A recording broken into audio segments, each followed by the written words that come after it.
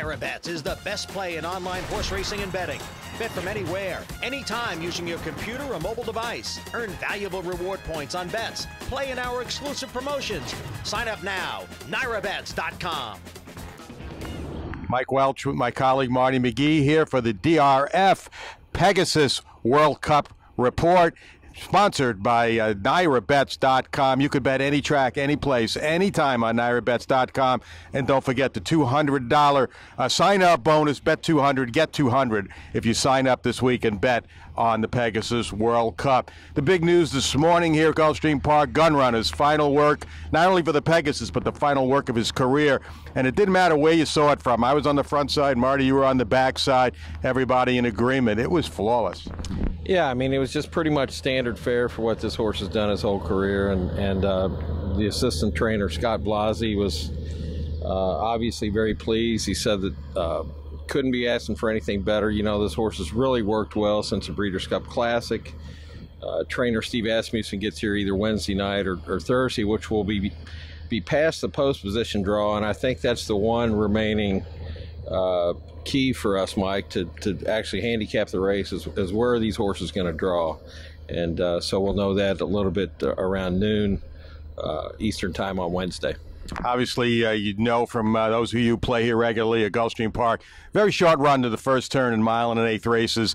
Outside posts can be a detriment. We saw California Chrome last year, drew post 12, and never really was able to run his race from out there. I did talk to trainer George Navarro about the post, though, and he's actually hoping for an outside post rather than an inside post with Sharp Azteca, but he's a horse that's got enough speed where I think he thinks he can overcome anything outside and put him in a stalking position rather than having his hand forced down near the inside. We know Gunrunner is going to be the favorite, Marty. There's no doubt about that. I'm not sure what he's going to be on the morning line. Maybe the post will affect that a teeny bit if he should draw 11 and 12. Just what's your thoughts on how the public is going to bet this race? Well, I made up kind of a fake line for the race the other day, and I had Gunrunner at even money, followed by West Coast at 5-1, and the other Baffert horse collected at 6-1.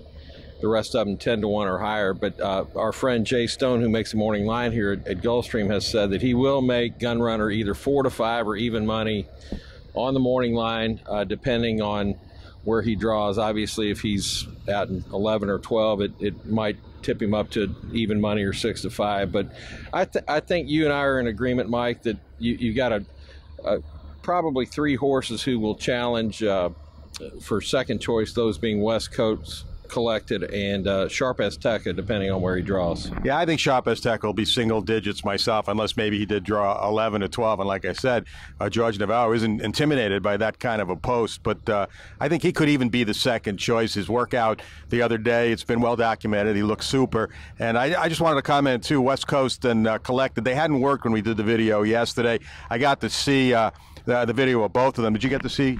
No, I didn't, but all reports from our colleague Jay Pridman are that both are coming in the race in great shape. Yeah, I mentioned yesterday I wasn't crazy about West Coast's previous work. It was out of the gate. He does kind of work with his head cocked out a little bit, but watching the work yesterday, he had the head a lot straighter. His head carriage was a lot better. He seemed a lot more focused.